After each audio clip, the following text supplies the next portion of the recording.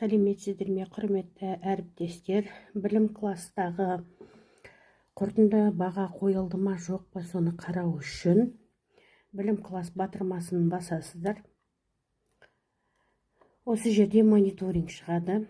Мониторинг батырмасын басқан уақытта пәндердің қорытындылығы деген ашылады. Соны басасыздар. Сол уақытта міне сіздерде кезеңдер және сынып журналдар шығады.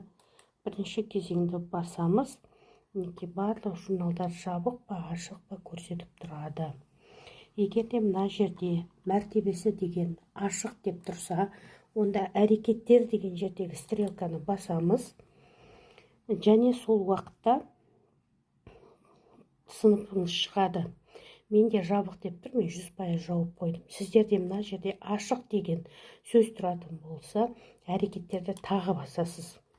Осы жерде сізге қай пәніңіз ашық тұр, соны көрсетеді. Қазақ тілі ашық тұрса, мына жерде ашық, қазақ әдебиеті ашық тұрса, тағы да мына жерде ашық деген жазу болады.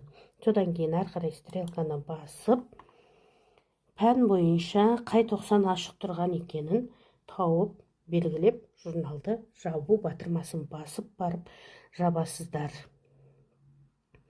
Кейбір уақытта әріптестер ойлайды, біз журналды толық жаптық деп, бірақ мына жерде хабарлама шығады.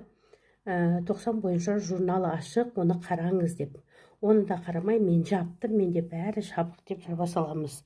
Ал артынан мектеп әкімшілігі тексерген уақытта ол журнал ашық деп сіздерге хабарласады.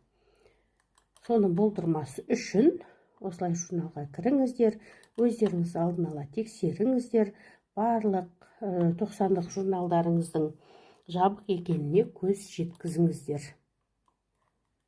Екінші кезеңге өтсек, екінші кезеңде де барлығы 100% жабық тұр.